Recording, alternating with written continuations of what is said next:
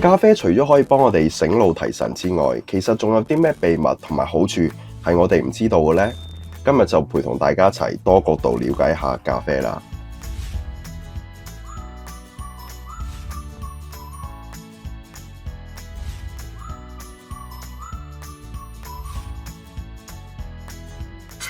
Hello， 大家好，我係 Eden。我哋每一日都接觸得到嘅咖啡，其實都有住啲咩神奇嘅魔力，可以令到中意佢嘅人對佢愛不釋手呢？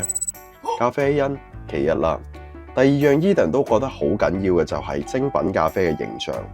而喺精品咖啡遍地開花韓國，人手一杯嘅冰美式呢種現象，導致有台灣好成功嘅一句廣告標語：成個城市都係我嘅咖啡館，都營造咗呢一個文青旅遊勝地同埋咖啡之間都有住千絲萬縷嘅關係。而呢啲案例嘅出現都可以間接睇到咖啡背後嘅成功，賣嘅唔係產品嘅本身，而係你同我追求優質生活嘅嚮往同埋追求。頭先呢，我哋就提到咖啡因呢種物質啦，佢令我哋擁有住一個清晰嘅思維，瞬間精神百倍嘅同時，如果你想了解一下咖啡因係點影響住我哋大腦之前，咁我哋就有必要首先要了解一下點解我哋會覺得眼瞓同埋覺得攰。而其中一個因素係因為大腦當中嘅腺苷受體同埋腺苷之間嘅結合，而令你產生個疲倦同埋眼瞓嘅感覺。而當中咖啡因喺俾你吸收入體內嘅時候，佢就會直接進入大腦皮層。咖啡因開始阻隔腺苷受體 A1 同埋 A2 嘅物質，令到你體內嘅多巴胺同埋去甲腎上腺素喺你體內維持一個相當高嘅水平，令到你興奮高漲嘅同時，亦都帶俾你醒腦提神嘅效果。咁除咗以上嘅觀點之外，仲有冇啲額外嘅好處呢？其實係有嘅。咖啡因仲可以幫你提高專注能力、學習同埋記憶能力等等，增強身體對外界嘅反應時間，亦都喺你運動嘅時候增加你肌肉嘅爆發能力等等。而一杯 Starbucks 星巴克12盎司大約355毫升嘅冰美式咖啡 Ice Americano 當中就含有住大約150毫升嘅咖啡因 Caffeine、0.5至到1克嘅綠原酸同埋咖啡酸、0.1至到0.3克嘅蛋白質 Protein， 仲有各式各樣身體都大為所需嘅礦物質 Mineral， 就好似鎂 Magnesium、維他命 B、於鹼酸同埋核黃素等等。而值得一提嘅係咖啡當中嘅綠原酸同埋咖啡酸，喺近期嘅醫學研究報告當中都揾到一個重大嘅發現。2023年3月4號刊登喺國際知名化學期刊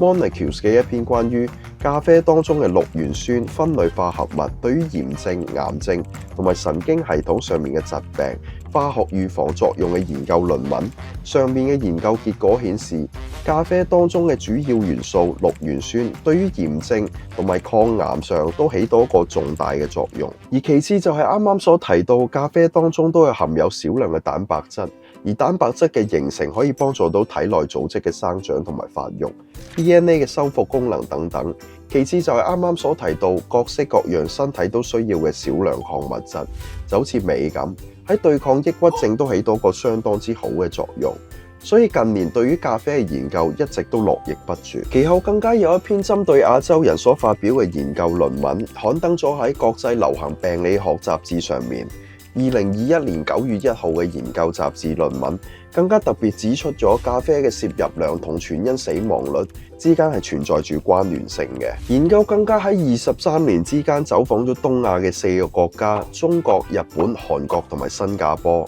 隨訪咗大約248050名嘅男性同埋280454名嘅女性。當中嘅研究發現到，每日飲用最少5杯嘅咖啡，會比完全唔飲咖啡嘅人，佢哋死亡嘅風險都有明顯嘅降低傾向。其中報告更加有項驚人嘅發現，就係咖啡嘅攝入量同埋心血管疾病嘅特異性同埋癌症特異性死亡係呈負相關嘅。簡單啲嚟講，適當咁飲用咖啡係會減低你對心血管疾病同埋癌症死亡嘅風險。所以而家終於明白點解飲開咖啡嘅人會對咖啡咁愛不釋手嘅咧。除咗咖啡因嘅依存影響之外，另外一個因素好可能就係佢優點實在太多啦。咁當然啦，咖啡嘅攝取量當然唔係越多就越好啦，畢竟咖啡都有佢自己嘅副作用，而喺自然界當中存在住物極必反，梗係有佢自己嘅道理。咁幾多嘅攝取量先至叫係標準呢？其實喺呢個層面上面又冇講話有個絕對嘅標準值，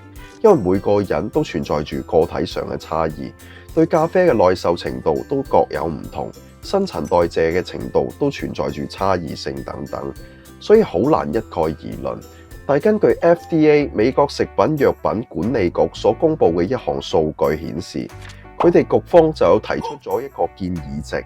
而一個成年人每日最多就唔好超過400毫克嘅咖啡因，而400毫克嘅咖啡因大概係幾多呢？就相等於4至5杯嘅咖啡。而喺呢個範圍值當中，美國食品藥品管理局就認為，通常喺呢個情況之下，都唔會產生即時嘅生命危害。但係 Eden 始終都要忠告下各位嘅朋友，尤其是係年長嘅朋友添啊，因為建議值始終係個建議值，最好都係要飲少過呢個值，因為4至5杯嘅咖啡其實都已經好多㗎啦，你盡量忍口啦，因為我哋而家身體一大，身體入邊嘅新陳代謝一旦減慢，咖啡因嘅排解速度都會逐漸咁放緩，而排解嘅週期都會逐漸延長。關於咖啡相關嘅好處研究，啱啱都好似提到咗唔少，聽落好似咖啡對人體嘅益處都大過壞處啊！嗬，